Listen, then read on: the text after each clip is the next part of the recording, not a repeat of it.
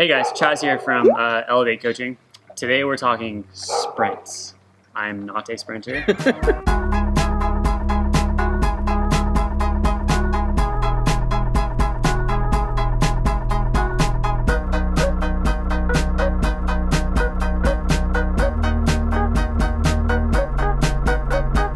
But Nick is a sprinter. And he laughs, but if you can hit like 1700 watts, that's a sprinter. I hit 1200, and he laughs at me because I'm not a sprinter. But so, this is just payback for all the times he dusted me on the climbs. Yeah, climbs, yeah, totally different story. But we're talking about sprints, so let's dive into that. So Nick, what are some workouts that you do to help with sprinting? Well, 30 by 30s, which... Those suck.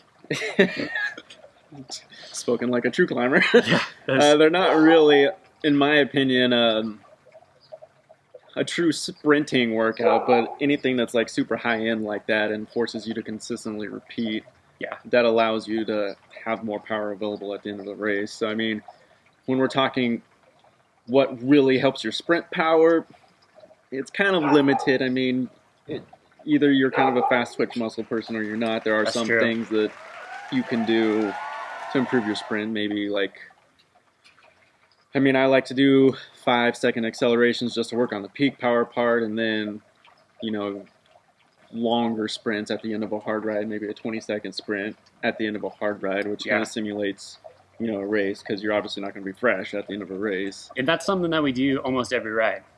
Yeah, for the most part, yeah. Pretty much. And he's true, though. Like, we'll be riding, and randomly he'll just do a 5-second burst, and he'll take off, and I'm like, what are you doing? Like, but he's sprinting, and he'll finish and be like, oh, I hit 1650, and I'm like, okay, that's amazing. But literally, you do, like, I don't know, you probably do 3 or 4 5-second bursts each ride. Yeah, a couple of times. And it's not so much that I'm trying to get my sprint stronger, per se. It's just mostly, kind of like going through the actions. Yeah, I don't want to lose it. So, I mean, in all honesty, I sprint much better when, like, my threshold and all that kind of stuff's better. So for me, just holding what sprint power I naturally kind of have goes a long ways. But, I mean, honestly, chasing you around the hills is what makes me a better sprinter, ironically. Yeah, that's true, too. But then we end our rides with a lead out, basically. So I will sit on the front for, I don't even know, is that like a quarter mile maybe? I'll sit on the front for a quarter mile, and I'll do almost like a race lead out for him. You know, around 400 watts, 400, 500 watts, and we'll be doing like 30, 31 miles an hour. And then we have a spot on the road that we actually pick ahead of time that we get to. And I know I need to get there and I need to kick. So I kick at like 700 watts. And that's when he knows like it's time to go. And then he takes off. And because it's not a fresh sprint, it's like a race sprint. So what do you hit in a typical race when you take off?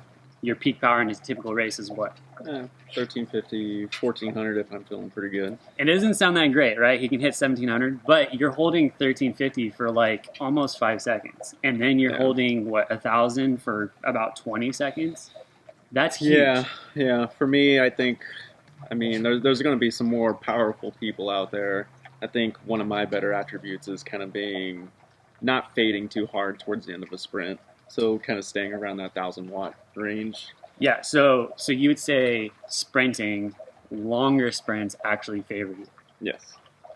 I agree with that, because the sprint we do, it's a 20-second sprint he does, and I'm like, is he there yet? Is he there yet? Is he there yet? Which is really not that long, but when you're at like max effort and you can't really see straight, it kind of hurts. It's forever, yeah. I did it today and I died. So you kind of do those kind of things in those workouts. What's some things that you think about? So you're actually sprinting. Like, do you try to pick a certain gear before you go, like a certain cadence you want to be at, so you have a good snap into it, or do you just grind it out? Like, yeah, it's. I mean, I can't tell you which gear to pick, and I don't even really think about which gear to pick, but it. That talk. So you have workouts that you do, and you have different things that you practice, but what about like on the bike? So you're getting ready to start a sprint. What are some things you do to set yourself up for the best possible kick and the best sustainability of your sprint? Well, in like our situations, which generally kind of simulate more like road race, not as much crit style, I'm kind of looking to hit a certain cadence, which, I mean, I couldn't really tell you what it is. I kind of go by feel, but I like to get into my sprints at a little bit faster cadence. If I agree with that. Like, Yeah. I know when I do it, I try to shoot for like 95 to 100. Yeah, I mean, if I It's more launch and comfortable. I'm, in a hard gear already, then the acceleration is just not there, and you can't really get going. You kind of bog down a little bit. Okay, so you look for a kind of a higher cadence, and then you jump into it. Yeah. I know you shift a billion times during your sprints. So at what point do you realize I need to shift, or what point do you go, I just want to stay on top of the gear? Well, your legs kind of talk to you. So, I mean, when the flush starts coming on, if you have more gears available, I find that the flush kind of gets minimized when you start to grind it out a little bit at that point. So, if I've got more gears available, I'd rather just keep pushing and trying to muscle through the power rather than just spin out the power. Okay, so you start to feel the burn. You're like, I'm going to upshift. Right. That's the opposite of what I do. Of course, if there are no I'm not a gears, sprinter. if there are no more gears, and in which case a lot of sprints really aren't, you kind of just hold on for dear life. But I mean, yeah, while you have gears available, when you start to feel that burn, just keep shifting. What about like trying to get arrow? So I know I will focus so much on trying to put out power that I'm the most un-arrow thing on the bike. I'm just flopping around like a wet towel, right? Yeah. So are you thinking about that too? Like, what do you do to work on that, but also push out that power? Yeah, so I'm my most arrow when I'm out of gears. So that's when I'm kind of spinning out, so to speak. But okay. So I mean, I'm always trying to be arrow, but obviously, like, I use my upper body a lot to try to torque the bars, like. So it's not all legs for me. I use my arms and like throw the bike around a lot to try to use my whole body to generate as much power as I can.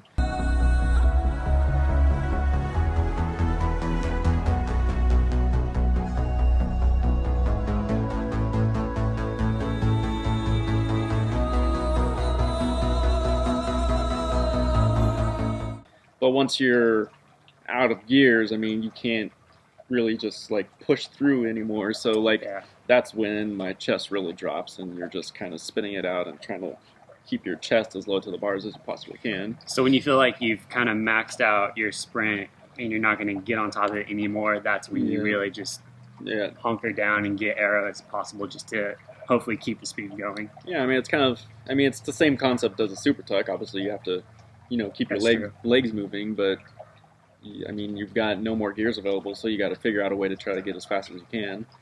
Gotcha. No, that totally makes sense. Do you have any like quick tips just for helping people learn how to sprint? I mean, I know I have athletes who are sprinters, and I've asked them, when was the last time you practiced sprinting? And they're like, I haven't thought about that. Why are you going to be a sprinter if you don't practice it? So, I don't know. Do you have any just little quick tips to give them on what they can do just to... Well, I think for beginners, you always practice it. I mean, there's plenty of times in a workout that we're doing, a day that we're doing that's so hard, and like my legs don't feel like doing it. But that's exactly when you should do it. Because, I mean, if you only do it when you want to do it and when you feel like you want to do it, then you're eliminating most of your opportunities, because at the end of a race, nobody wants to do it. I mean, it's hard. Yeah, I mean, how many times have I been like, we finished a workout, I'm going to go KOM this climb right now, and you're like, what? Yeah. I'm like, well, I got to do it in a race. Yeah, it's the same thing with a sprint. Yeah, and just envision yourself winning and whatever it takes to win, and then, it's a little bit of extra motivation for you to work on it. That's true. I think it's the same thing for me. Like, there's days, too, where my legs are shattered, but I know that he wants to work on a sprint at the end of the ride, so I do a lead out. And we're both finished, and we're like, well, that was not fun at all. Yeah. Well, and vice versa. There's plenty of days where I look at him, and I'm like, we're not going to sprint today. And he looks at me, he's like, yes, you are. Yeah. I'm like, oh, crap. Yeah. But yeah, no, it's true. I mean, like, again, so some things you do is you make sure you get it in a high cadence before you start. You make sure you feel the flush, you go up a gear. You also make sure that you get arrow once you start to get on top of it. Something else that you try and do is 5-second sprints randomly throughout your workouts. And then even when you're starting to get tired, you try to finish off a big, solid 15-plus second effort at the end of a ride. Yeah, I mean, I think if you work on all aspects of your riding, that's how you ultimately end up being good at whatever natural talent you have. That's true. Because, I mean, the climbing helps me utilize my sprinting better. And likewise, That's true. you know, I mean, you just need more engine. Like, okay, I can have a great 1900 watt sprint, but if I'm not there at the end of the race, who cares? Yeah, and I think that's something really important. So he's a sprinter, but he's also working on his breakaway riding ability, right? So then if you get in a breakaway, well, now you have this gifted sprint. You're going to win from it easily. Yeah. Whereas for me, I'm a gifted breakaway rider, but I realize I need to work on my sprint because some other guys like him might be in the break and they're going to beat me. So, you know, it's a twofold thing. That's our quick breakdown just on some sprinting stuff and just learning how to execute those. Hopefully that helps you out. As always, dude, leave us comments. Look out for Nick too. He's going to be out there. What's your Instagram? The Racing Realtor. Racing Realtor, yeah. Hit him up on there. He also sells homes. And helps you buy homes. We don't have to sell it. Both of those, yes. If you don't have a house, obviously we're not going to sell it. But yeah, check him out. He's on our team this year, Ride Bikes Bro. We're going to be hitting that up hard, and then he'll be our sprinter for the year, so that's super exciting. And then just, again, leave comments, anything you have to say about this or any questions too, or, hey, maybe you have something you work on, so leave that down below. And then interested in coaching, hit me up. Website's right there. And wait, where's the website? It's right. Right. Beep. Yeah, popped up right there. Anyways, and outside of that, I think that's everything. So I'll talk to you guys later. See ya.